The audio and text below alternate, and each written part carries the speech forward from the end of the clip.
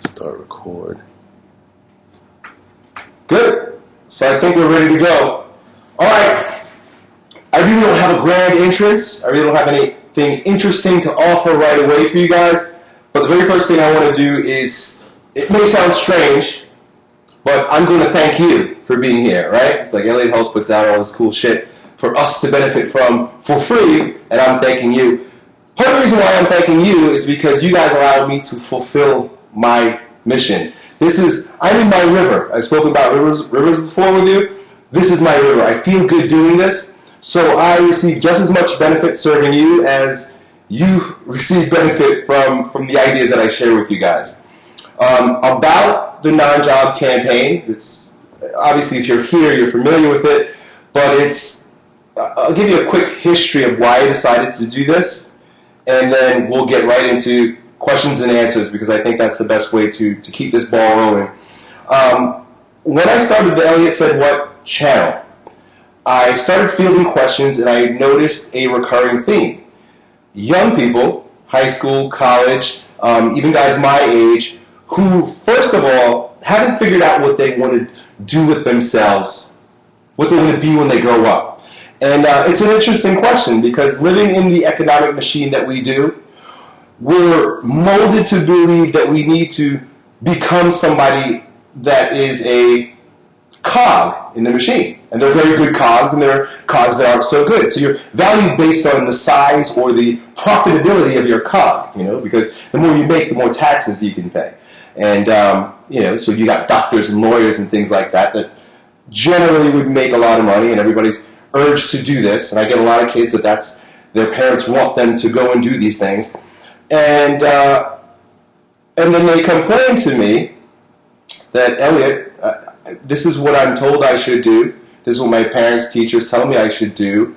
But really, what I love is basket weaving, right? Now, I'm being facetious here, but it's always something different, and it's always something creative. It's always something from the heart. It's always, Elliott, I'd much rather just work on motorcycles all day long than become an accountant, because my dad wants me to be an accountant. He was an accountant. My grandfather was an accountant, right? And if you have been a part of this economic machine for some time, you recognize that, well, accountants probably make more than motorcycle repairmen, perhaps.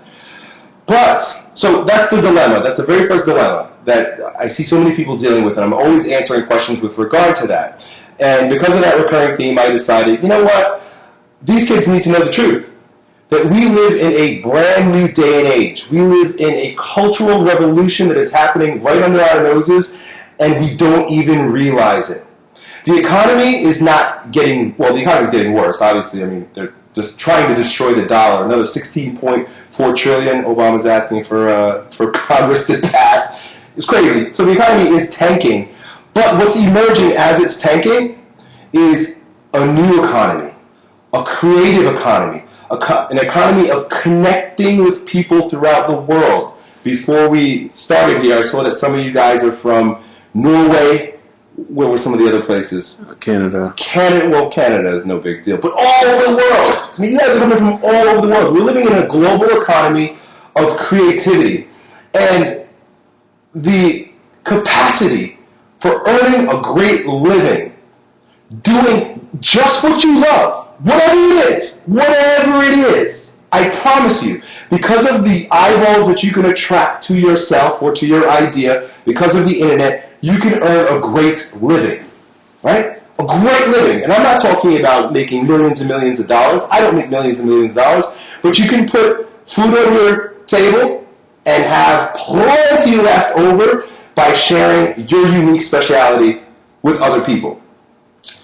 That's the way I built my non-job. By digging deep, discovering what I love most, evolving as a human being, and sharing that experience with you guys. And I happen to have attracted a lot of people towards my way of delivering that, right? And I have a great living because of it. The other thing that, before I go any further, that I want you to understand is that I simply share my experiences. And I simply share the way I'm doing things.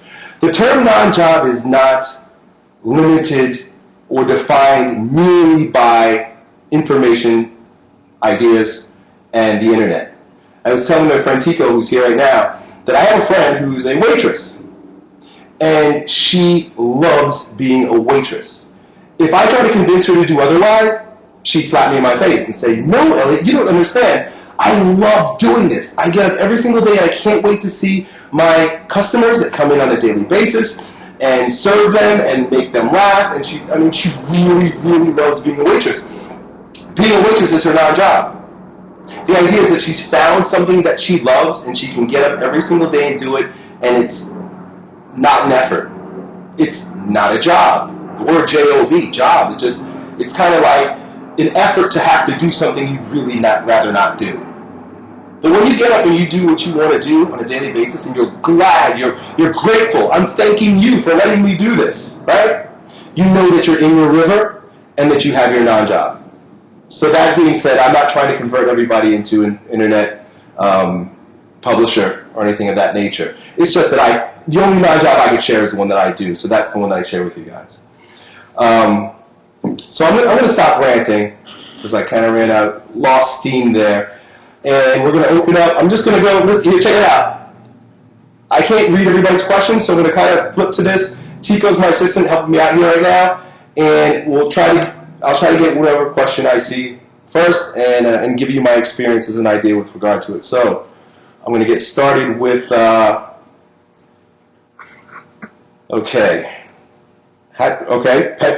Petro Popov wants to know how to fight laziness. Okay, so granted that your laziness is not a byproduct of a physiological dysfunction. And if you're familiar with my ideas on fitness, you know that there are layers of strength. And if you are fucked up physiologically, your laziness is a byproduct of your stage 3 adrenal fatigue, right? You might have parasites and funguses, you might be eating foods that you're intolerant to, and your adrenals are tapped out and you're just in a catabolic, over burnt out state, right? Granted that that's not the situation. Sometimes it is. Sometimes you're just physiologically fucked and that's why you're lazy. Granted that that's not the situation, your laziness is a byproduct of your non-connection to the thing that you need to do. There's cognitive dissonance between what you need to do and what you're motivated. And that word motivated is interesting. If you take that word apart, moto, like motor, the ability to get the energy to do.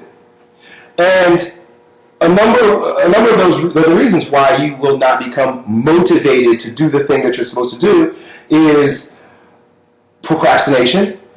And procrastination is a form of fear.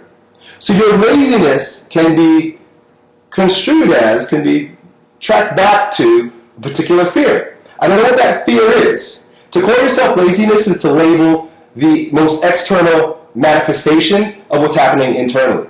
It's fear, perhaps, right? Because I don't know you. It's fear that's stopping you from moving forward. So it's fear, procrastination, and you labeled it laziness.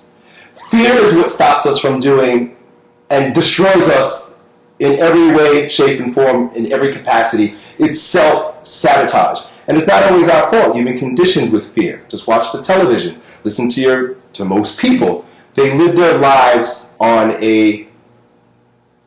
fueled by fear.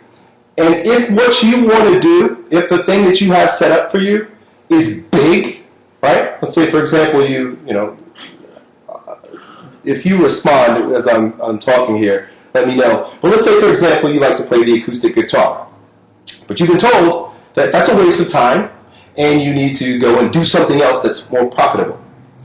The fear that you're dealing with is the fact that you've been conditioned to believe that the thing that your heart is calling you towards is not going to work out. And that's a story. It's a lie, really. It's a story. So you've basically ended up with a procrastination for not moving forward, which tracks back to a fear of thinking it won't work out. What you've got to do to battle that fear, and this is my final answer for you on this question, because your laziness is bullshit. Your laziness sounds a lot nicer than I'm scared, right? Especially if you're a man, right? Nobody wants to say they're scared. I'm saying you're scared. So get over the laziness bullshit. That's the story you're telling yourself. The fact is you're scared. The way you get over your fear, you guys know that I quote Emerson often, is to do the thing that you fear. Emerson says, do the thing that you fear, and the fear will be gone. Something to that effect. Do the thing that you fear, and the fear will disappear. You've got to do that scary fucking thing. The thing that you're scared of the most, and I say this to young people all the time, and their parents, if their parents heard their mentor, their coach, say this to them, they'd be like, okay, you're not allowed back at that guy's gym. I tell them that of all the opportunities or options that you have for what you're going to do in your future, the journey that you're going to travel, what is the one thing that doesn't make any sense on paper and is actually the scariest? Which one is just the most off-the-wall thing, right? Because it's usually the scariest thing, because off the wall is relative. It's off the wall because everybody else says it's off the wall. It might not be that off the wall if you look other places. And you come up with something. What I'd really like, and then they share that thing with me. Go do that, is what I tell them. Go do that thing that you're the most scared of, for a number of reasons. The very first reason why you've got to do the thing that you're scared of is because that's the thing you're supposed to do, and that's why there's cognitive dissonance. There's an immense world waiting for you in that thing, right? It's where all your treasures lie. All of your treasures lie in that thing that you're scared of, right? Now, if you're familiar with the old mythical stories, especially English, European stories of the dragon, what are dragons always protecting? What are dragons always doing? They're hanging out in front of caves, protecting all of the gold, all of the jewels, all of the what we want, that goal. You've got to go and slay that goddamn dragon. And when you slay that dragon to get your goal, because not only can slay a dragon, you got to be a badass. You got to build some courage to go and slay that goddamn dragon. When you slay that dragon, two things are going to happen. One more powerful than the other, but far more subtle. Two things are going to happen when you go ahead and move in the face of that fear and challenge that dragon and defeat him. Number one, and least important, is you're going to reach your goal. You're going to get that. You're going to get those jewels. But I say least important because jewels they can be taken away, right? So you got your jewels. Well, guess what? Come and give it to me. People can take it away. When you invest all of the value in things, it's a gamble because all that shit can be taken away. And that's why I say that you reaching the goal, getting the jewels, is the least important of the two. Because the second thing that happens is you have become a dragon slayer. Did you get that? Now, you didn't just slay a dragon and reach your goal. You became a conqueror of fear. You have a new title, a new ability. You have grown stronger through the experience. So even if those jewels are taken away, guess what? I'm a dragon slayer. Where's the next cave? Where's the next dragon? That cannot be taken away from you. So do the thing you fear, and the fear of it will be gone. Go slay those fucking dragons. Next question. All right. There's a 23-year-old who wants to know how to help people with mental illness and how to promote it. Okay, so Tico's going to field the questions for me. And he's got a notebook there. Cool, good. So Tico, just explain what you guys are interested in. Say it one more time. Helping mentally ill people, and he's 23 and he wants to know how to promote it. Okay, if you're 23 years old, it's a good one. If you can feel this answer from me, Tico, are you, to the question asker, are you schooled in? Do you have experience in, or some sort of formal education, right? Or some sort of personal experience? I have a family member that has mental illness. Where are you coming from? What's your foundation with regard to mental illness? Because that's going to be a big, important part of you gaining influence and moving forward in that particular type of business. If I can get that answer from you, I'll move forward. Otherwise, I'm just going to make up my own story and support you. Do you know who it was? What number it was? It was, I don't remember. Okay. All right, look. I'm going to assume that you have some sort of experience with regard to people. He suffers from depression. You suffer from depression. Yeah. I'll tell you exactly what you need to do. You are in the best position possible to help other people.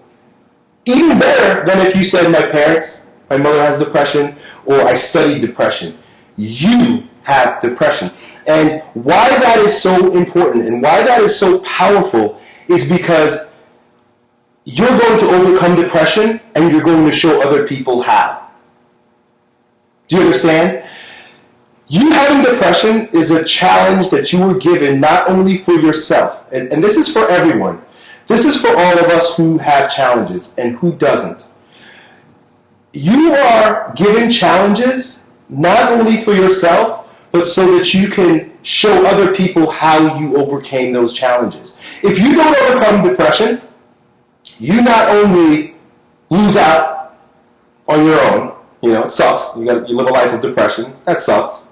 But all the people that you're subsequently going to support in getting out of that whole depression, they lost too. Right? So now that's a big fucking dragon. That's huge. You've got a big mission right now. And because you displaced, a part of the reason why we get depressed, and in my own experience, because I get depressed at times also, is because we're too focused on ourselves. Depression often comes from too much internalization of thoughts and experience. We're thinking too much of ourselves. And then you want to get out of depression, so you're busy thinking about yourself to get out of depression. So it's like this cycle of, I'm thinking about myself so I become depressed, thinking way too much, overthinking about myself so I become depressed. And now I'm thinking about how to get out of depression, and it's just, you're stuck. Remove the focus from yourself. And this is where you are now the Dragon Slayer. This is where you are now helping people. And this is how you are now going to earn a great living, by helping other people slay their dragons. You're going to displace the attention from yourself.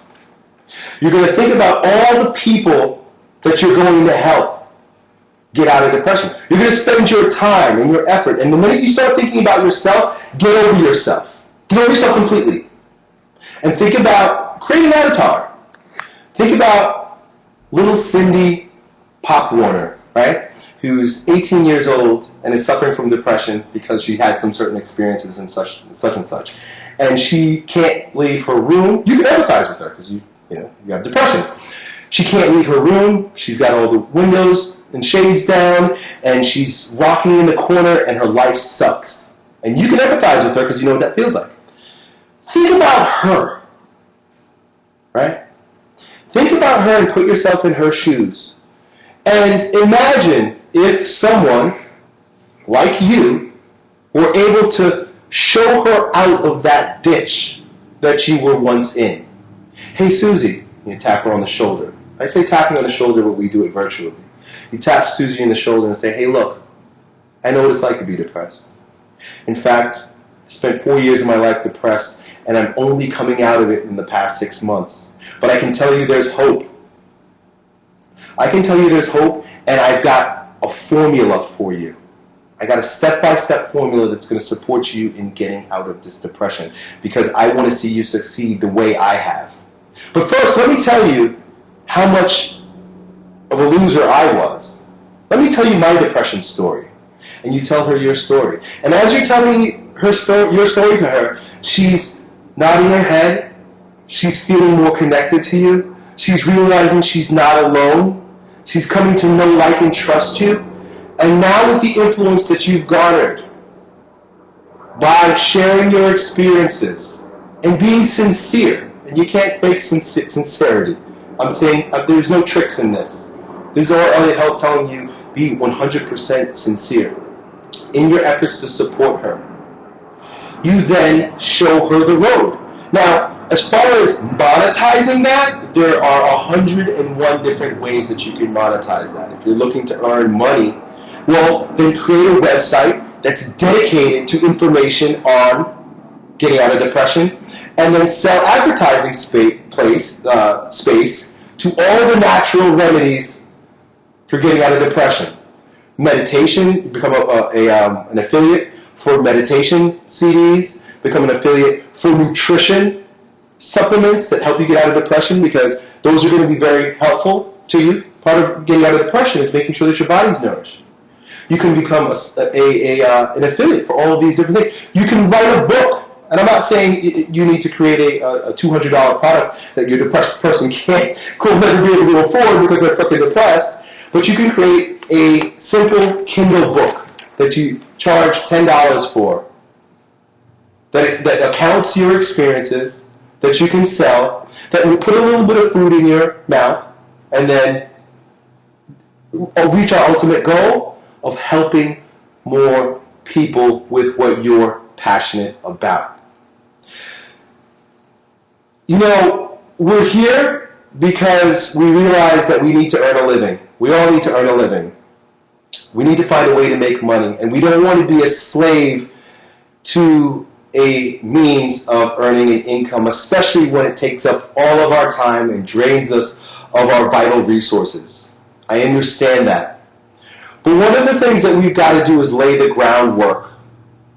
And laying the groundwork means personal development for ourselves. We've got to become stronger versions of ourselves first before we teach other people how to become a stronger version of themselves. And even if you're building a business as you're on the journey, like I am, you can just share your journey with other people. Laying the groundwork and serving others and drawing attention to your message and to your ideas has to happen first before we start really focusing on monetizing. If you go back, and not to say that it can't be done otherwise, because it can, I'm just sharing my method, the non-job method. Elliott Hulse's non-job method for making this thing happen. If you go back and you watch my non-job ladder video, you'll see that there are rungs. The very first rung is get yourself in front of as many eyeballs as possible, and then invite them to join your conversation by getting on your email list. If you focus on just that, on really sharpening your message, developing yourself, and getting in front of the people that have depression, with either with your reports, with your videos, with your blog posts, with your podcasts, with your interviews, with the myriad of different ways that you can support people with your ideas, you spend a year or two doing that, the monetization will happen on its own. So that's it. I hope that's helpful to you. I hope that was helpful to everyone. I'm spending a lot of time on each one of these questions, so I probably won't get to a lot, but I hope that you're all listening, because the foundation for everything that I'm saying is the same. Not all of you have depression or want to help people with depression, but what I'm describing applies to all the different ways of serving others with your passion and earning a living with a non-job. So I'm going to take a sip of water and we'll move on to the next question. All right, so the next one, there's a few trainers on here, and they're all asking about how to find clients when they're not in a commercial gym, and where to train their clients. One guy wants to train them in his backyard, but is trying to figure out a way to position it so it's not an issue. So where to find clients and position. So trainers, personal trainers who are looking to get clients, you've come to the right place. Oh, number one, I am promoting, so this is how I earn my money, but I'm supporting you guys. I'm promoting a set of audios that Zach Evanesh and I put together called No BS, I'm looking for the website, No BS Marketing for Strength Coaches. And Zach and I literally sat down for 5 hours over the course of a few weeks and mapped out everything that we did to get where we are as coaches with our own gym, so on and so forth. So if you go on my Facebook wall, my fan page wall, I think I put a video and a link. And my past 2 blog posts have been about this. And then I invite you to invest in my course, that audio program on how to build your business. But I'm going to tell you the nuts and bolts of it right now. If you want the big thing, go listen to that. It's 5 hours. But I'm going to give you the 10-minute version. You've come to the right place, because the reason why I'm here in front of you right now is because I was a trainer who went out on my own that didn't have any clients. And I quickly realized that if I'm going to get, and mind you, this was 6 years ago, so things were different, and I'll tell you how in a moment. But I realized back then that if I was going to get clients, I was going to have to get where people go. I was going to have to go where people go to look for personal trainers. Where do people go when they look for anything? The internet. I know when I want anything. I was at the auto shop today, right? Because one of my windows is broken, and the guy in the auto shop tells me, "Hey, why don't you go to a junkyard or a salvage yard to get this piece? It will cost a lot less." And in my mind, I'm like, I don't know what freaking salvage yards are. But I says to him right away, I pick up my phone, and I'm like, I'll Google it. Oh, there's a salvage yard right around the corner here. Right? This is what we do. This is how we find what we're looking for. And back in 2006, it's funny how rapidly expansive this internet technology has grown. I mean, it's ridiculous because 2006 was like not that long ago, 2006, 2007. But back then, there was no competition in search engines for personal trainers, strength coaches, boot camps, locally. Now you've got every CrossFit trainer who's like clogged up the first page in Google. So you're going to have to work a little bit harder, but there are more tricks. Here's what I did. Because I understood internet marketing to a degree, because I read a few books, I knew that if I got a website to rank for St. Petersburg personal trainer on the first page in Google, that I would get a lot of people who are looking for personal trainers in St. Petersburg, strength coaches in St. Petersburg, boot camps in St. Petersburg. So I ranked for all of those quickly. Back then, it didn't take very much. I created a crappy little website using HTML, and those of you guys who are coming up now, I'm starting to rant a little bit, but bear with me. You guys that are coming up now, you got it so easy. Everybody says this, right? All old people say this shit. To make a website now, you just need a WordPress blog, and it's magically made for you. I had to learn code. Believe it or not, I had to go and learn how to make code. I had to write in fucking codes. I didn't pick red.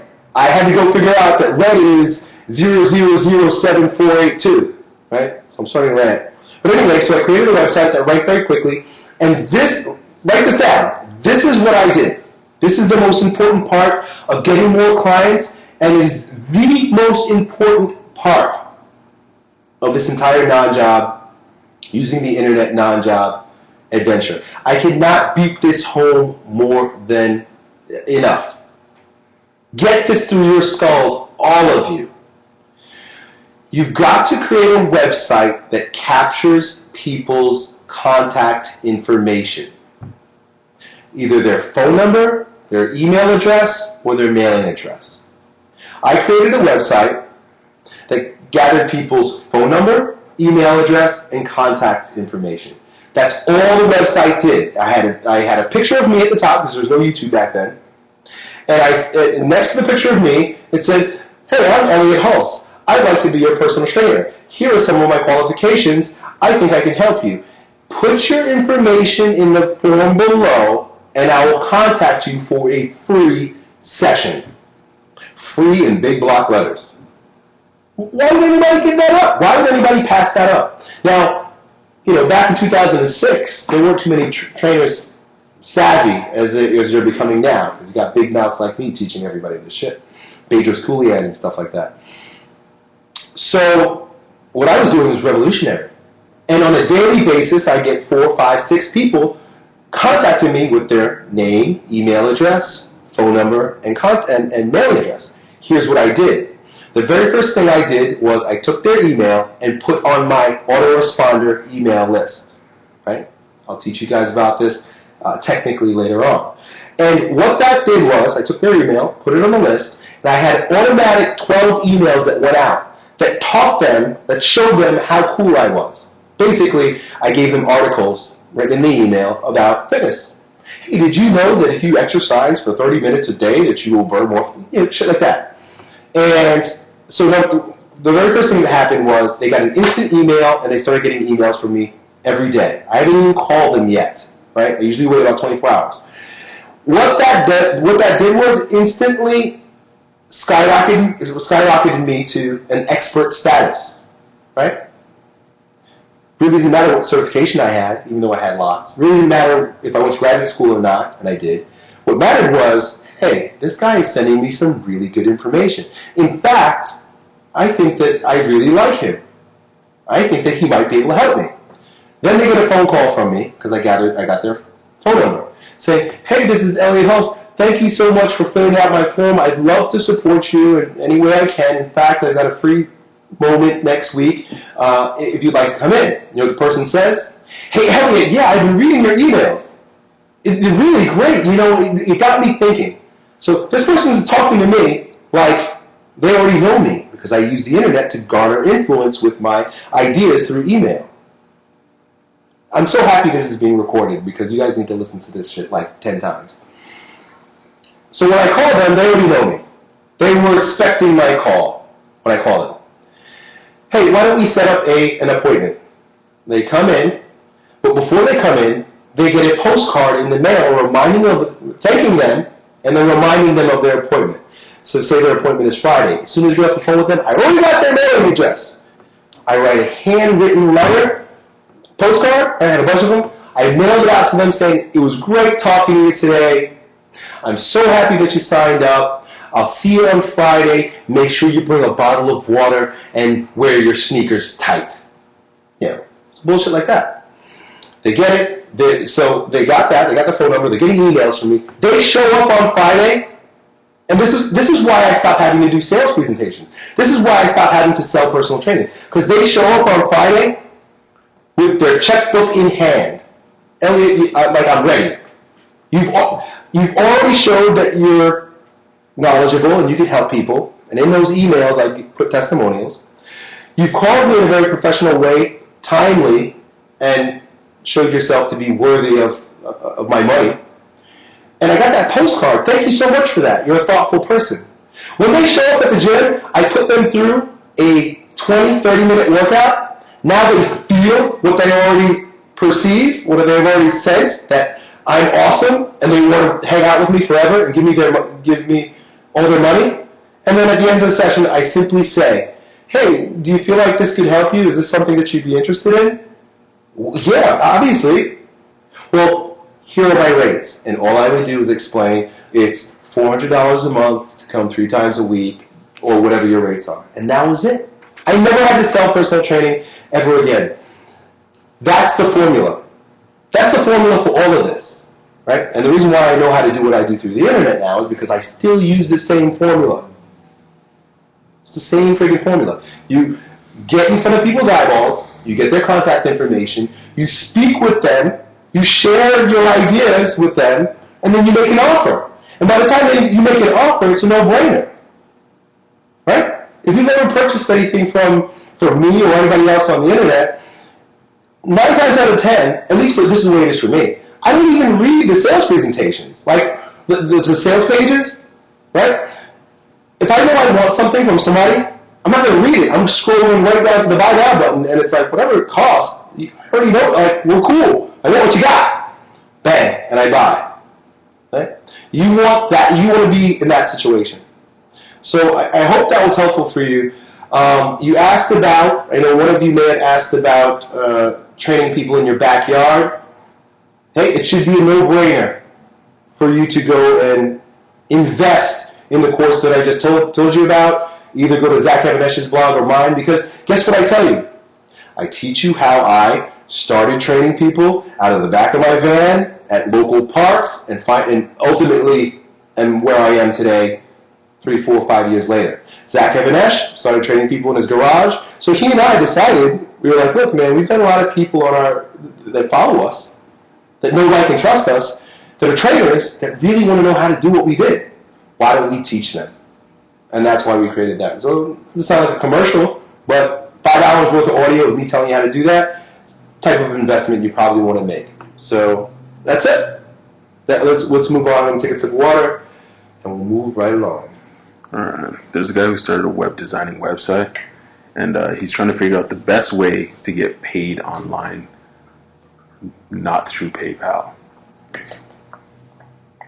Okay, you got to clarify that. What do you mean? Okay, the question is, you're a web designer, whoever you are, listen up, because I'm going to need some answers from you.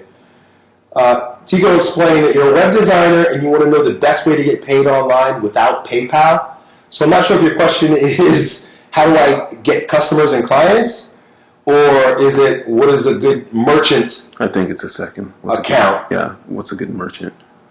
Well, if your question is what kind of merchant account you could use, first of all, I love PayPal.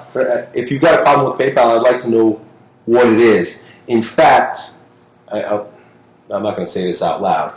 In fact, I love PayPal because it doesn't go into my business bank account. Right? And you can get that little PayPal credit card. Right? Obama's going to come and get me. You owe taxes, Elliott Hulse. I'm ready to pay the taxes on it whenever I have to. So I love PayPal. But if you don't want to use PayPal, there is, I use one shopping cart, oneshoppingcart.com, and I use ClickBank. Now, you're not going to use ClickBank because you're not selling digital ideas, which is what ClickBank is best for. So one shopping cart, you use one shopping cart in conjunction with your bank. Your bank will have some sort of like a, they call it like Verisoft. They've got something, somehow you got to, I did this like 7 years ago. You got to connect one shopping cart with your bank so that when people buy from one shopping cart, they send the money right to your bank account. So, I hope that answers your question. All right. One guy's saying he needs to make money online as fast as possible because he needs to pay bills, and he's starting from nowhere or from nothing. Okay, so the question is, I don't know if you can you guys hear Tico when he asked the question? Because he's right next to me. I don't want to keep repeating it. I'll repeat this one, and then next time I'll just ask Tico to say it louder. You need to make money online fast because you have bills to pay and you're starting from nowhere. There is an entire huge business out there online where people are getting rich, loaded off of guys just like you. And it's called Get Rich Quick. Biz Op, right? You know about this, right? Mm-hmm. You want to... Okay, look, without making fun of you, because the point is that you're a sucker waiting to happen. Right? Because all you need is somebody to say, hey, you need to make money fast? I can show you how. And they're going to give you a really glitzy and glamorous website with lots of dollar signs and bank accounts and like mansions and fast cars and say that, look, I made this in 2 days. You can do it too. Right? And you're going to buy that. You're going to spend the little pennies that you had that you would have spent on your bills and buy that shit. And a lot of people do. It's the same people that buy lottery tickets. The laws of nature are always in effect. And the law that comes to mind when you ask a question like this, and it's a law that you're trying to defy. It's like trying to jump out of an airplane and expecting to fly when you have no wings. Gravity is a law. You cannot break this law and expect to win. The law is the law of sowing and reaping. Okay? You got to understand, you've got to sow in order to reap. You've got to bury seeds and water that shit and let the sun rise and sunset, sunrise, sunset, sunrise, sunset, and then a little seedling might come. And if that little seedling comes, you're excited. But now you've got more work to do. You've got to keep that little seedling growing. And you've got to give it fertilizer. And you've got to keep the pests away. And you've got to make sure that the ground is well nourished. And hopefully, over time, that thing's going to grow and it's going to produce fruit. And you reap the fruit of your labor. That is a law of nature. A tree doesn't bear fruit if it won't yield fruit if the seed was never planted and it was never cultivated properly. There is no such thing as I'm going to get money quick tomorrow, it doesn't happen. I mean, you try playing lottery, people get rich that way. I can't show you how to do that, and I think I'm done. I think I'm done here with your question. Look, dude, it's not going to work. You might be able to find a way to keep the wolf at the door a little bit longer by pulling off a few schemes here and there. There are schemes that you can get involved with, and you might make some money quick. But it never lasts, and you end up looking for the next one. All right? So that's it. I think I'm done with analogies and poems with regard to that, but we've all got to recognize, because this was difficult for me. Even where I am right now, it was very difficult for me to realize that this is going to take some time. I don't want to fool any of you. I don't want anybody to believe that this is quick and easy. If you look at my journey, and I'm nowhere, I'm nobody. I'm nowhere near where I'd like to be, and in comparison to many other guys, I'm a dwarf. But if you've seen where I came from to where I am today, you'll recognize that not only is there an obvious evolution, and when I mentioned planting that seed, that evolution of the seed into a plant, into a tree that produces fruit, I'm just starting to produce fruit now, like literally, like the past 15 months maybe. It's taken years. It's taken a long time. I understood the potential that the internet had, but you got to understand that there were I was just telling Tico earlier, there were years where I was driving my old van, an old van that my dad gave me, that didn't have windows on the sides because they broke. I didn't have enough money to get new windows. So it rained on me. I hated when it rained. And in Florida, like, it doesn't rain much, but when it does, it's like torrential. It rained on me, right? And I'd leave the car in my driveway with no windows on it. So that's what I drove. Then I'd get up at 5:30 in the morning to go train my clients. And I'd get in my car, and this is just one story that I'm relating. I may have told it to you before. And I'm driving my old wet seat van with no windows to go train my clients in the park, and it runs out of gas. Fuck. Well, I'm pretty close to a gas station. I'm going to push this thing. And I push it, and I get to the gas station. I pull out my credit card. I put it in the machine. There's no money in my account. Account's in red. And that is what it looked like while I was trying to build this thing.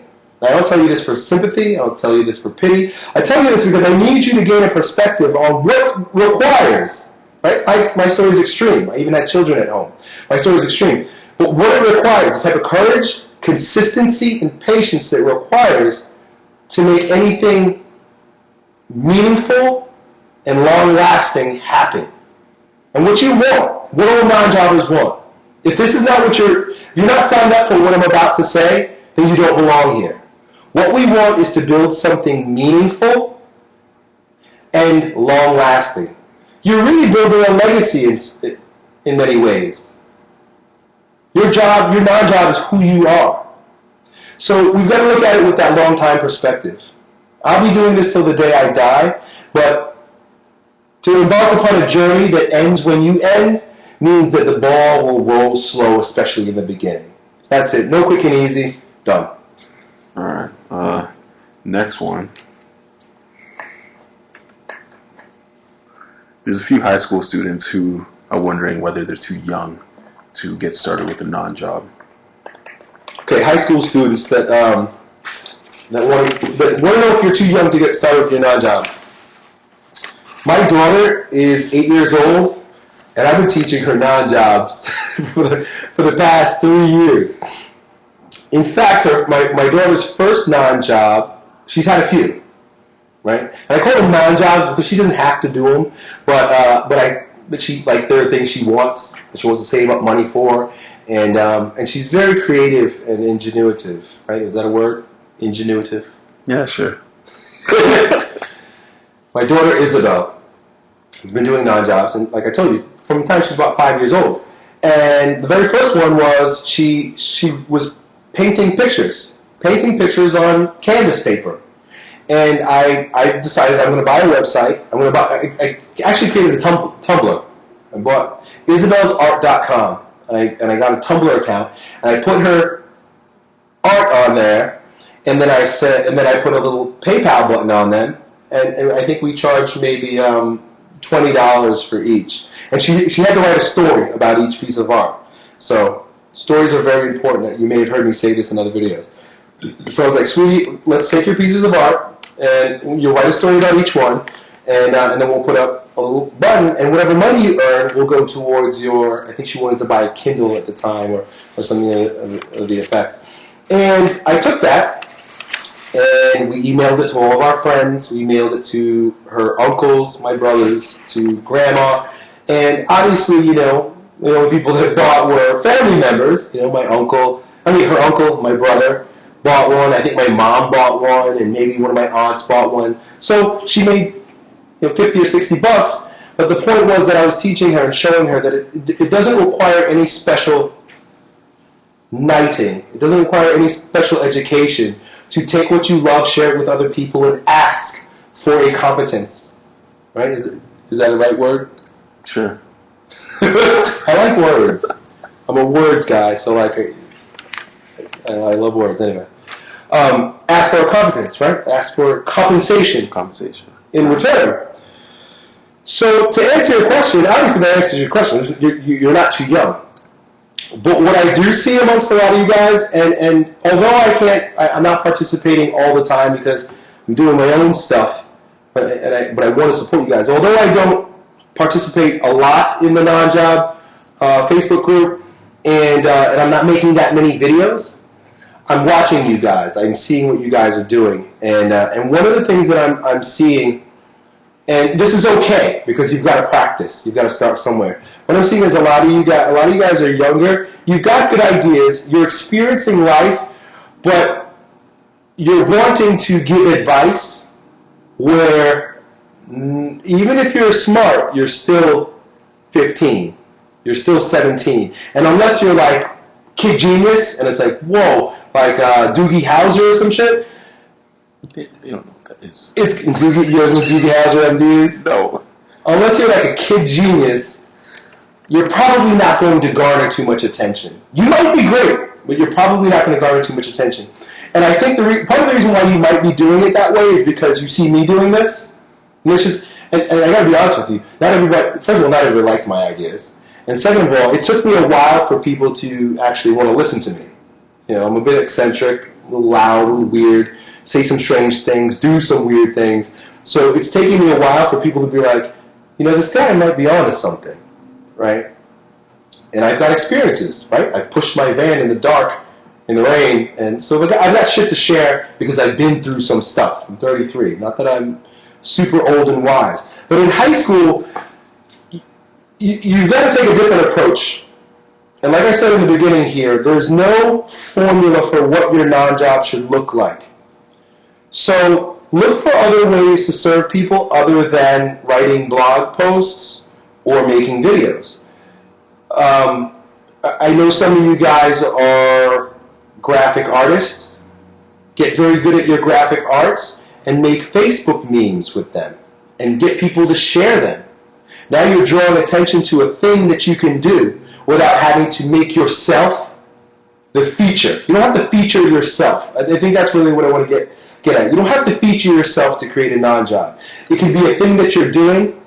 It could be an idea about something, and it's that thing that you always point to. So, say for example, you're a gamer, right?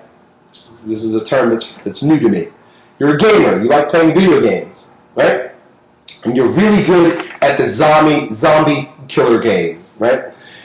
Create some sort of way for people who love the zombie killer game to get together and talk about killing more zombies. Upload your videos and ask other people to participate by uploading their videos to your zombie killing website.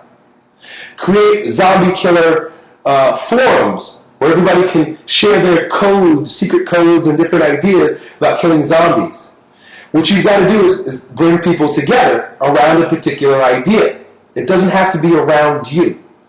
That's the way I do it because this is just my personality. I was the oldest of 4 children. I was captain of the football team. I'm kind of like, I garner attention. I want people to look at me. This is, that's why I do this. And it works for me. It doesn't have to be this way. It could be a thing. So find your thing that there were times where I wish it wasn't about Elliott Hulse and it was more about a thing. And I'm always trying to point to a thing like a mission, right? Become the strongest version of yourself and invite other people to become the strongest version of themselves. That's a thing. That's an idea that is separate from Elliott, even though Elliott produces it or created it. But anyway, having a thing is great because then it's not contingent upon you being awesome. You don't have to be awesome all the time.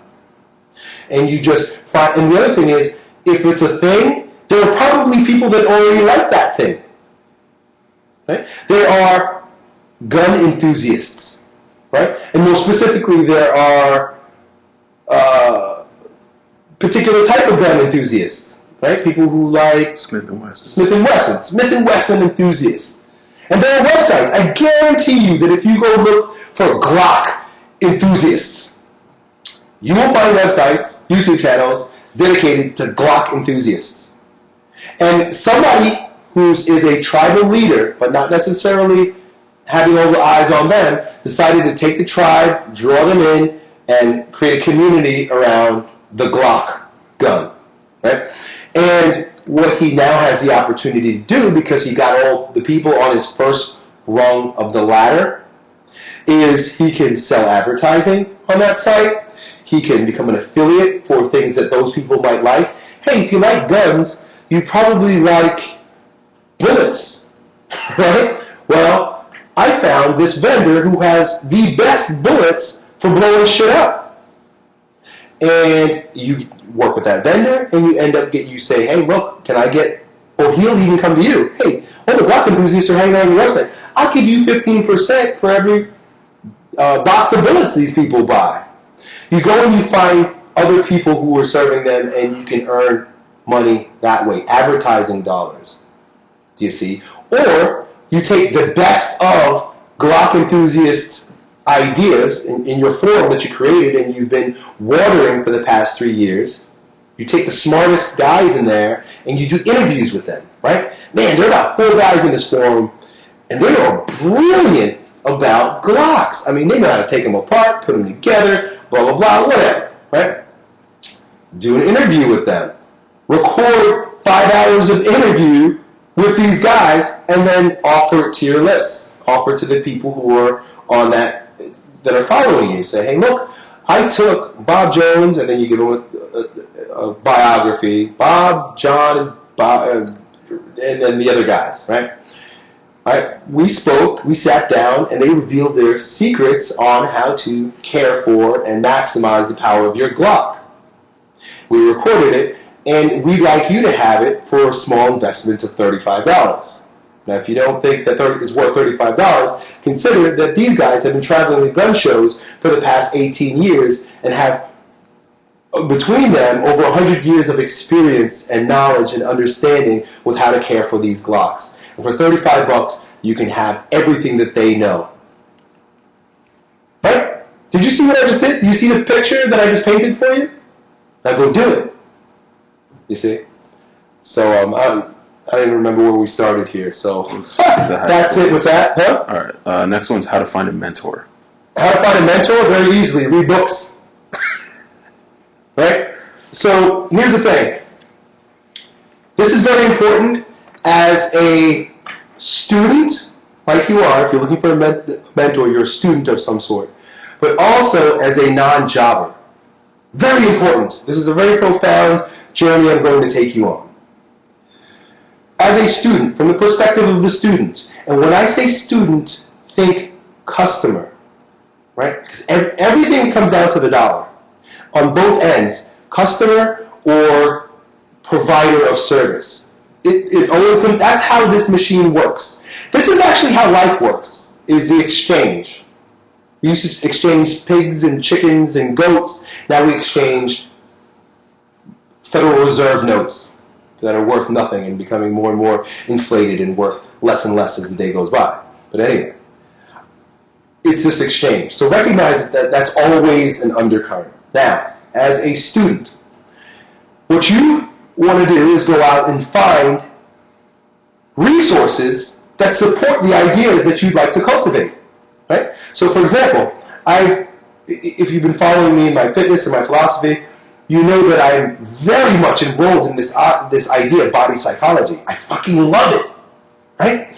And I've loved it for a very, very, very long time. And I started learning about it by reading books by Osho, right? Now, Osho's dead. And I read these books about Osho, and he talked about dynamic meditation, right? So what I did was, Osho became my mentor in that regard because I bought every single one of his books, and there are dozens of them. Even though he's dead, all of his students created all these books. So Osho became my mentor. Watch this. And I read all his books. Look at my library. I've got like 8 of them here right now. Osho's books led me to the fact that there are people that are teaching dynamic meditation classes. So back in 2000, I think maybe 2005, I lived in New York. I traveled to New York City for every day for a month to take this dynamic meditation class with these people who were students of Osho's. And I took the class, and I loved it. I mean, it was all catharsis. I let out all the screams and the yells and the laughter and the tears and all the stuff, all the banging and hitting and crying and rocking that was trapped in my body, and it's trapped in all of our bodies. And I felt like a new person. It was a phenomenal experience. The lady that taught that class also did one-on-one sessions with what she called Reikian psychotherapy, right? So from Osho, I then met this woman who was versed in the works of Wilhelm Reich. And I took the class with her and had a profound experience. Right? I've talked about this in other places and stuff. One of the most profound experiences in my life, doing the therapy that she offered me. I asked her where she learned that, and she told me about Wilhelm Reich. Stayed in the back of my mind, Wilhelm Reich, but I was very busy at that time, and I sort of let it go. Then several years later, I started studying Paul Chek, and Paul Chek became a mentor of mine at the time because I started reading all his books and buying all of his courses. And his courses are expensive. So I bought all of his courses. And at one point, Paul Chek started talking about chakras. And the idea of these chakras was that there are certain emotions that are trapped in certain parts of our body and that we can use exercise to get them out. And to me, like right away, I was like, Wilhelm Reich, Osho. Okay, I'm listening to everything Paul Chek has to say. Paul Chek then became my mentor. I followed this stuff with Paul Chek to a certain degree. Then I started to explore the idea of chakras a little bit further. And I found Anodia Judith. Started reading all of her books. Right? Watch this. I'm showing you how you do this. And I studied all of her books and found that she consistently referenced. This name kept popping up in her books, even though she was writing about chakras that I learned from Paul Chek. Wilhelm Reich and Alexander Lowen. She kept referencing, because I always go to the back of the books. Referencing. And I'm like, well, I got to know more about this Wilhelm Reich and Alexander Lowen. So I bought all, if you look here, stacks right in front of me.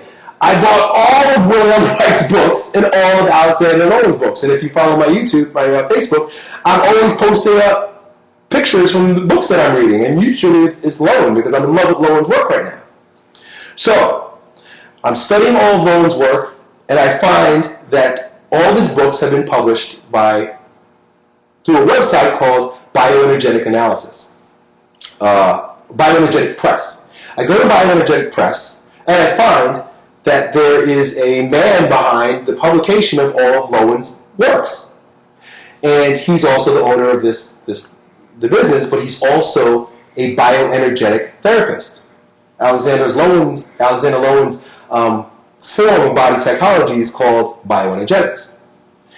I call him up and find out that he lives in Gainesville, 3 hours away from where I live. I say to him, hey, can I come and be your student of some sort? And he says, yes, in fact, I have a really good idea. Why don't you be my patient for a little while, and while you're my patient, I'll mentor you up until the point where you can take my postgraduate course on bioenergetic analysis. I traveled to see this man who's my mentor for the past going on a year and 4 months. Pay him. I told you that you got to keep money in mind here. All along, I'm buying books, I'm buying expensive courses, I'm going to workshops. If you know Paul Chek, he's got certifications. I've been through his certifications. Now I'm paying Dr. Glazier monthly. I spend probably over $1,000 a month just through traveling and paying him. Maybe not exactly 1,000, but several hundred, for him to be my mentor, and I'm going to go through his class. So my point is that it's not like you just say, hey, I want you to be my mentor. Will you hang out with me and teach me your shit? It won't work that way. What you've got to do is you've got to lay the groundwork by studying something that you really appreciate and immersing yourself, flooding your mind with that idea, and then finding out where they come from. Where do these ideas come from? You see, Elliott Hulse talks a lot about ideas, but I always give you my resources. Hey, go read this book. Where did that idea come from? You need to know that. And trace it back to the roots. And eventually you're going to get to a point where there's someone who is a non-jobber. This is why I said there are two perspectives. I hope you're following me.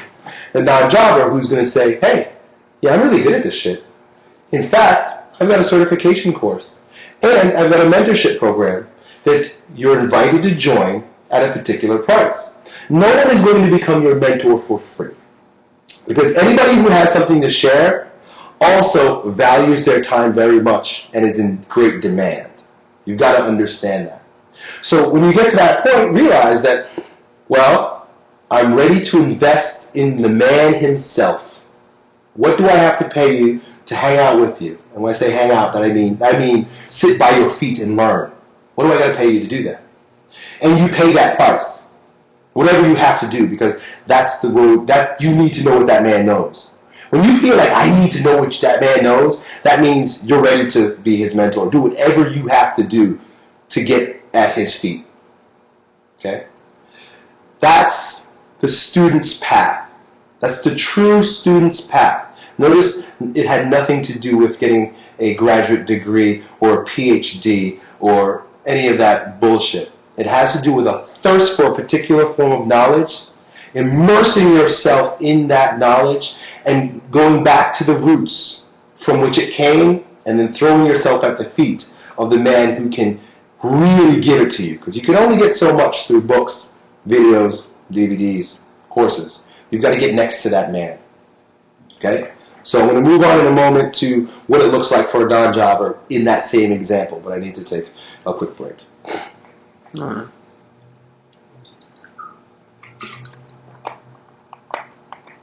Good.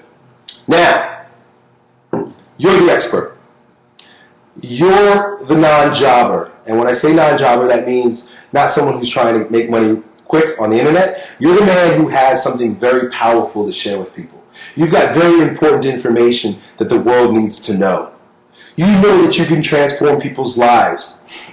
You can transform people's lives all over the world, and you can take people in one at a time and mentor them to be able to do and benefit from what you have to offer. You know, you have to be in this position. None of this will work, or will work, but it's going to take some time, and you have to grow. But the point is, it's about you. You got to be a badass. When you're a badass, what you're then going to do is create your non-job ladder. Watch my non-job ladder video. I'm almost like reluctant to put up more videos on the YouTube channel because it's right there.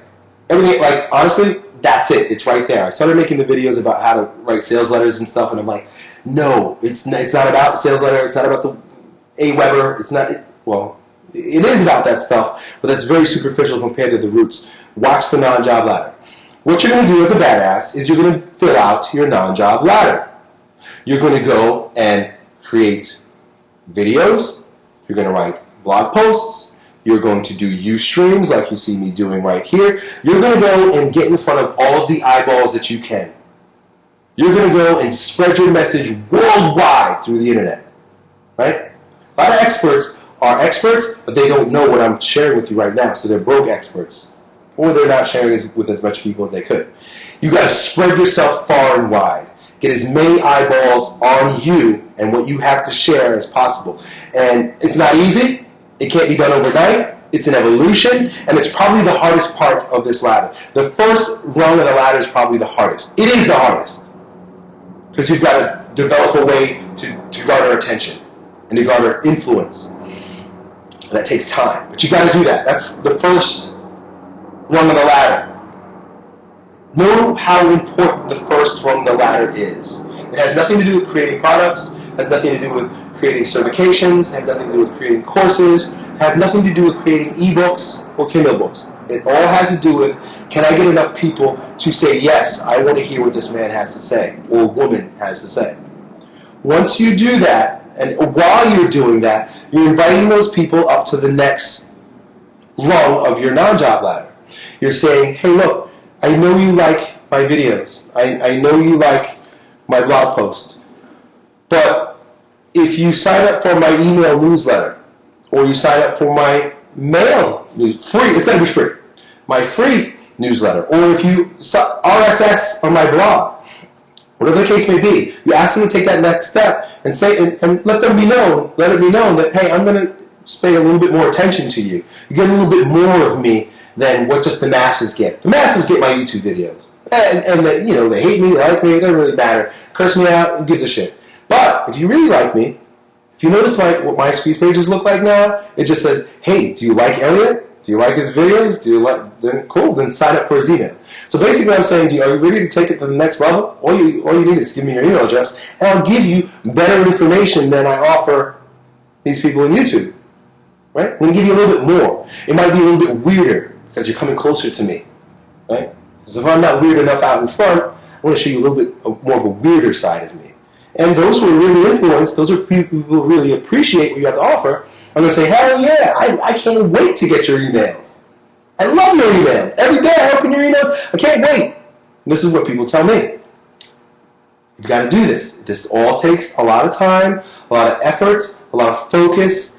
Just think about what I shared with you. 2 rungs of that ladder. That's it. The third rung is now ask them to make a small monetary contribution for something cool that you created. So if you're an expert in, say, psychology, I created a Kindle book for $10. Anywhere between $10 and $50 is good, depending on your market and what you're offering. Hey, I created something for $10 to $50 that gives you my step-by-step. I also have pictures. I also have resources. I have greater, deeper information, all put together in a particular package. It's 75 pages worth my most important stuff in sequential order. And I want to share that with you for $10, right? And people have been loving your stuff. They see and appreciate everything you're doing, but now you're saying, hey, I'm going to clean it up and package it a little bit for you so it's more easily consumable. Will you pay $5? Will you pay $10 for that? Yes, yeah, absolutely, absolutely. You kidding me? You've been so good this long. You've been sharing this much cool stuff that now you're asking me for $10, $20, $30, $50. Of course. Not only is it a contribution to you, a way of saying thank you. You'd be shocked at how many people buy things from you just to say thank you because you've been serving them so well. But I could really probably use this. I could definitely use this. So you gave them a new tool. Watch where I'm going with this, because now I'm going where you guys will probably not get within the first year, maybe 2-3 years. This is where I'm working personally on my non-job ladder. From that level of small investment, you then say, hey, I have a larger investment if you'd like to make. For $300, I have an actual tangible DVD course. It's 17 DVDs and a manual, a book, or PDF, however you choose to do it, that goes into the deep science. I mean, this is take-home study shit. This is like you highlight, you're taking notes stuff. This is like real brainiac, deep stuff. If you really want to go that far with me, I've got this for you. For me, this is called my strengthology. This is where we're getting into strengthology for Elliott Hulse. This is my advanced neuromuscular strength course. You watch that, it'll blow your mind because it's like, whoa, I never realized it goes that deep. That's how deep the rabbit hole goes, right? So now you've offered them something a little bit more. You're earning more money. They're getting closer to you because they appreciate what you're doing, and you're deepening them in your understanding, your knowledge, right? They're drawing closer to you. You want this to happen. They want it to happen. Remember the student story? Remember how insatiable his appetite was. Remember my appetite? I bought all the Polchek courses, went to a certification, and now I pay to sit at the feet of a mentor. If you're a learner, it's insatiable. Your learning journey will be never quenched. You're gonna have those people who say, "Yeah, I want to know. I'll pay. Yeah, $300. Of course I'll buy that from you. I want to know what you know." And then after that, you say, "Hey, I've got a 3-day workshop for $2,000 that you get to come to my facility, and I'll work with hands on. I'm here with you. I'm going to do the thing with you and 5 other people, 10 other people." This is like Zach Evanesh's underground strength certification. This is like my Strengthology level 1. Elliott Hulse has levels because there's a lot of shit that I want to teach you. So this is Elliott Hulse's Strengthology level 1. Some of you who are watching this right now are my best students because you've been here. You've come to my Strengthology courses. And I'm sure you're watching this right now. And you got the experience of your lifetime. I mean, how much more deep in could you get? You were right here with me. And I did it with you. And it was like, and we went out to dinner together. And it was like we were best friends for a couple of days. That's awesome. I would pay thousands of dollars for that. Somebody's going to want to pay you for that. And you'd be a derelict in your duty to them because they want to grow and they're insatiable. And you're a derelict to yourself because you'll be broke if you don't do what I tell you to do. Then it moves one step higher. This is where we have it upside down, personal trainers. We have it upside down, experts who have a service to offer people. And that's not to say that you have to make this top rung unreachable to everyone, but it shouldn't be something that everyone can just hop on. This is one-on-one with you. This is mentorship. Do you see? This is $300 an hour. This is $500 for a session. And I have people that will pay that. I have people that gladly pay that. I'm grateful for them because they appreciate, respect me, and want to know what I have to offer to that degree that they're willing to pay that.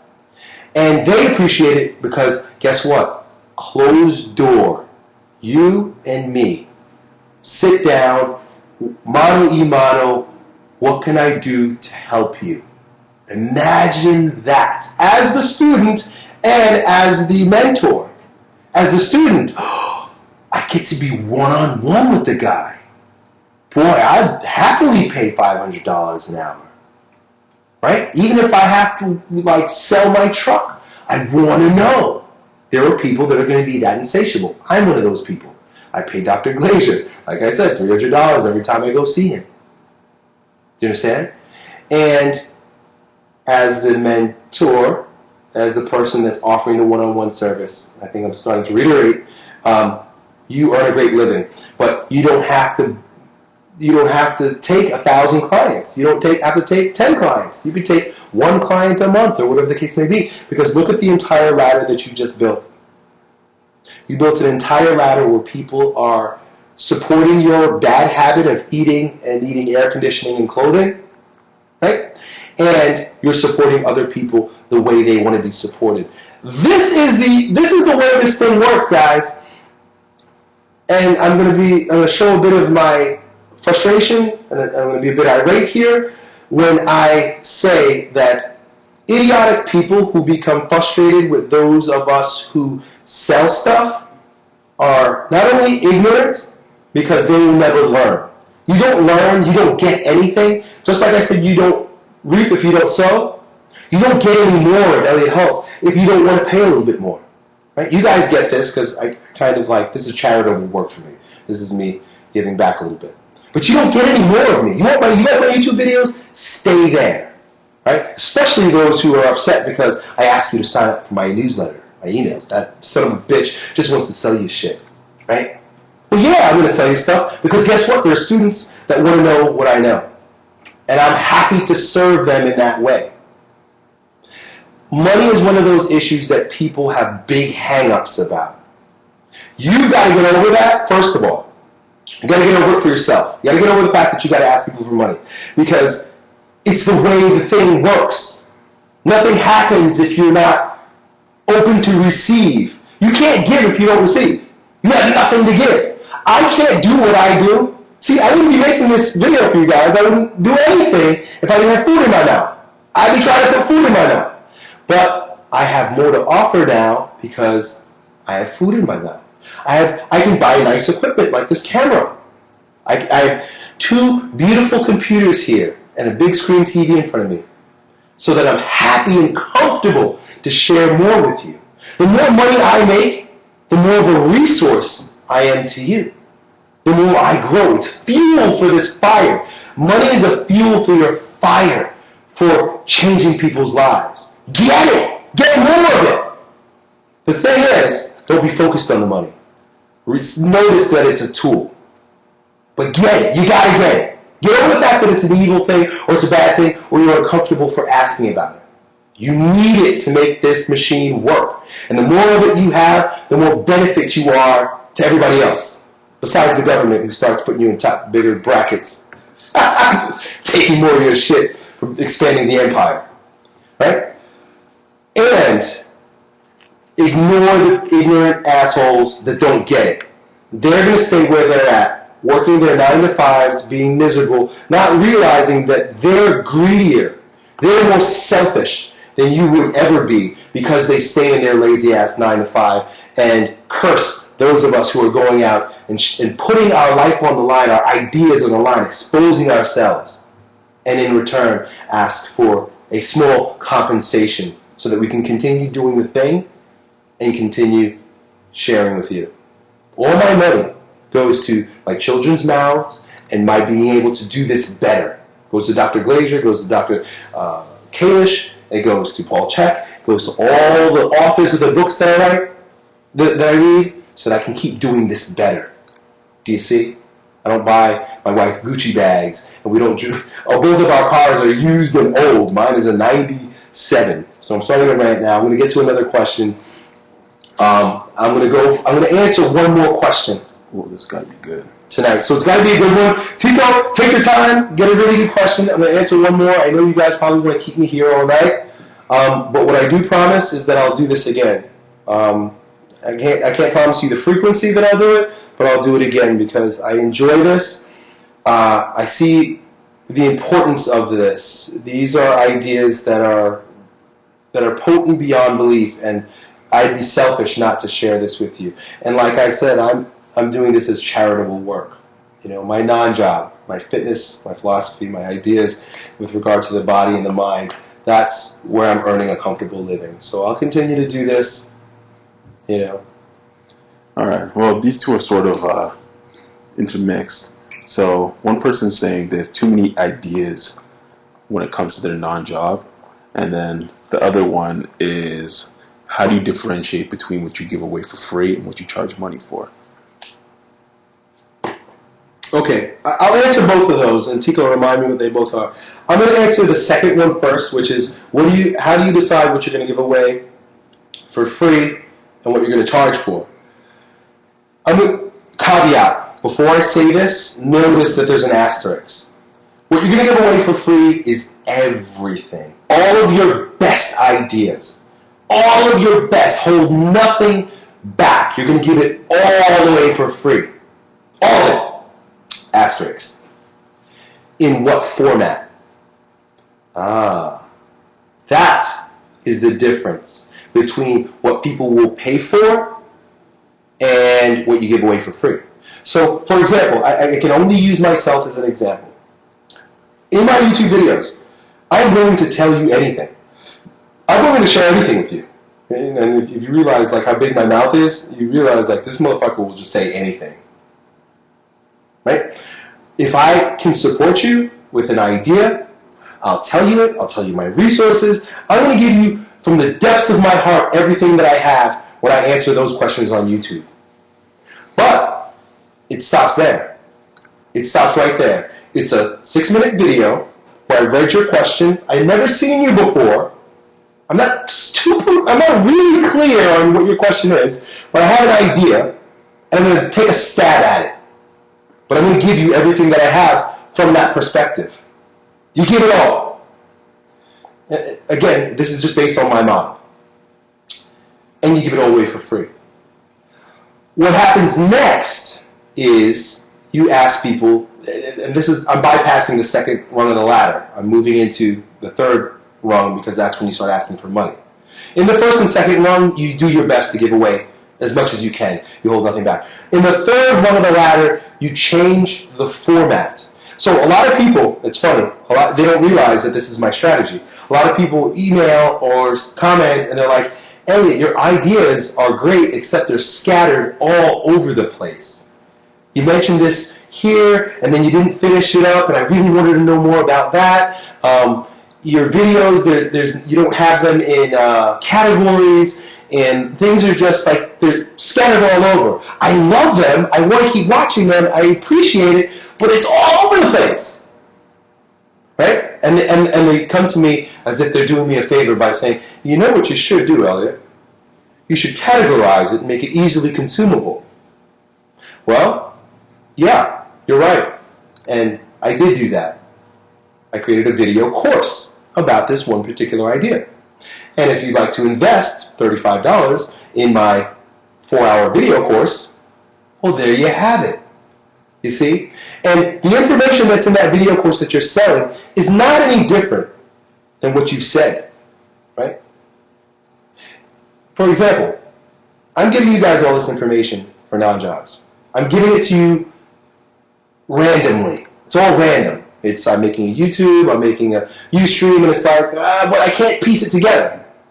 If I decide to, I can say, okay, I'm creating a video course. I'm creating a package. It's a PDF, 100 pages, laid out exactly, soup to nuts, exactly what you've got to do step by step, along with the videos to support every single step and resources. It's like, bang, it's all right here. Here's how you do it.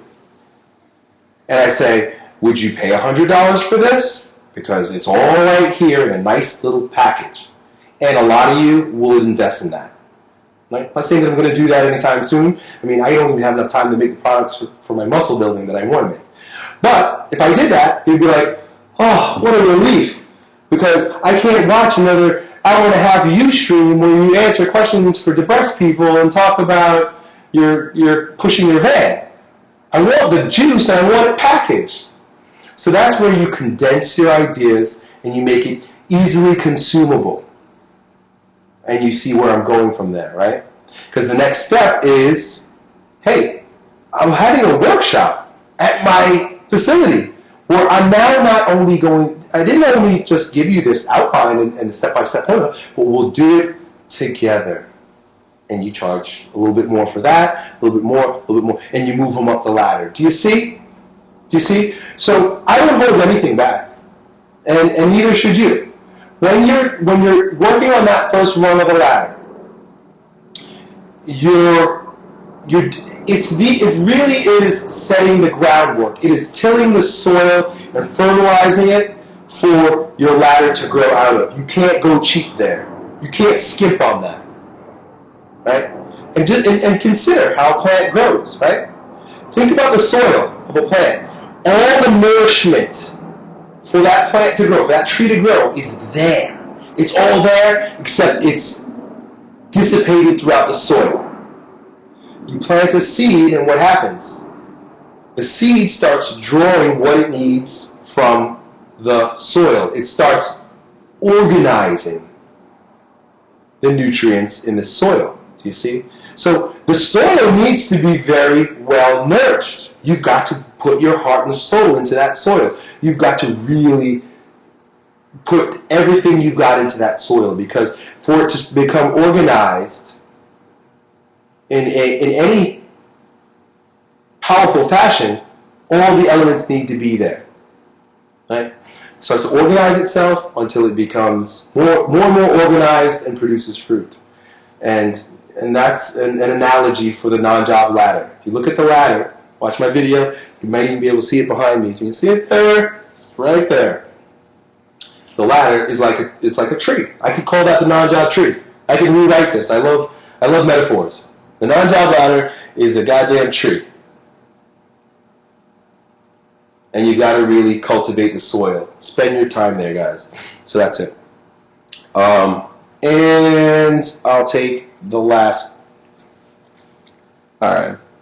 Last one is what to do with all the ideas, but I think you sort of... one more, right? Okay, one more. I'll take this one. What to do when you have a lot of ideas? First of all, the reason why I didn't answer that one first is because I answered this at Elliott Live, New York.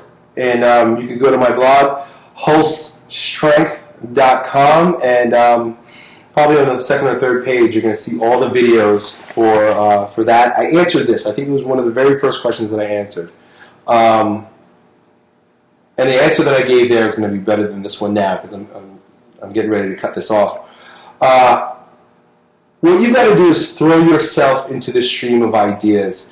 They're all valid, they're all good, but not all of them are going to bear fruit. And if you are going to honor this process, you're going to first choose the one that you like the most first. Not the one that's going to earn you the most money, not the one that has the most promise, but the one that speaks to your heart the most. Begin with that one and let it ride. Let it take you where it's going to take you. And if you're anything like me, you're going to find that by choosing one insertion point, choosing one thing, and letting it ride, you'll find that all the other ideas that are seemingly incongruent or seemingly separate from that thing are going to follow right along, and it's going to become a thing. It's going to grow itself. You just got to take a step in the direction of the least resistance, and all the other ideas are going to come and blend itself in. I don't say this coming from a narcissistic or a egotistical position. I'm saying this because I want to be a resource to you. Watch what I did. Look at some of my videos from 2008 where I started talking about the laws of strength and wisdom. Principles of strength and wisdom. Principles of strength and wisdom was my first attempt at organizing all of the ideas that I love. And there were 6 of them. And I can't remember them now because it was going on 4 years ago, maybe longer. But you can find them on my YouTube channel. If you have a copy of my Manifesto of Strength, which needs to be rewritten because I've evolved, it's all in there. Elliott's 6 strength and wisdom principles. I'm just like you. There were 6 things that I wanted to talk about. And I went with it, and it just was still too loosely tied. And I said, okay, you know what? I'm just going to stick with this strength thing. I'm going to stick with strength because you notice I use strength as a metaphor for everything. I'm going to stick with strength. I'm going to talk about strength, and I'm just going to move in the area of least resistance, which is strength for me. I moved in the direction of least resistance.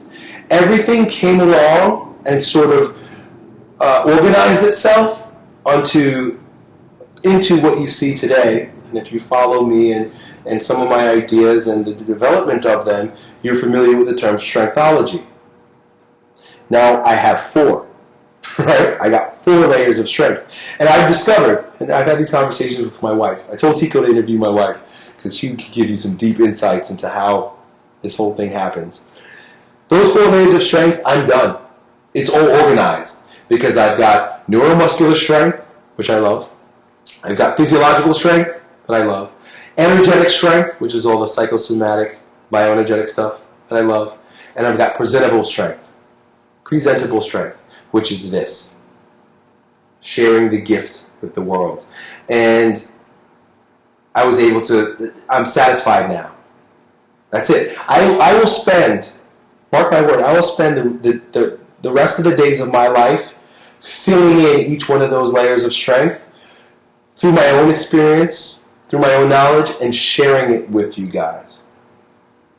And that's how I've taken a seemingly myriad or a large spectrum of ideas and organized it into strengthology.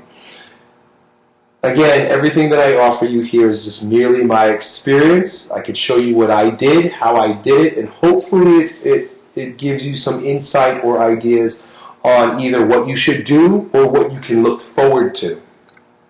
Okay? And that's it. I'm going to cut it off there. Guys, listen, I appreciate you. I appreciate you listening. It would be of great value to me if you could share your... Part of the reason why I do this is because I love being patted on the back. I like it when you guys say, "Hey, Elliott, that was awesome," and it feeds my ego. But it keeps me motivated to keep doing the things that I do. I realized that about myself. As a kid, I wanted praise. I did things for praise. And it would be of great value to me. I'd be highly appreciative if when I post this video, I'll upload it to YouTube, and in the non-job Facebook group, let me know that this was helpful to you. A simple, "Hey, Elliott, that was great. Can't wait to see the next one," would be sufficient. And I'll do it again. And it's not contingent upon you guys telling me I'm awesome. I will do another one, but it's just my favor to ask of you for my service in this regard. So that's it, guys. I'll put up more YouTube videos when I get time and when the inspiration hits. I'm still scanning the Facebook wall. I think what we're going to need to do soon is coordinate and organize our efforts, because I call this the non-job campaign because it's bigger than me, it's bigger than you and I, it's bigger than your achieving any particular goal. This is a idea that needs to spread like a virus, and we need more people, young people, people who are without hope, people who can't find jobs, people who have something to share but they just don't know how to, people who want to develop themselves personally so that they can support others. Everybody, in a way, needs the things that we're talking about here. So we'll have to get together and do a meeting. Maybe we'll create some websites, or I may even ask you guys for some help in creating different ways to spread this message. So that's it. I'm done. Out of words for tonight. I'll talk to you guys again soon.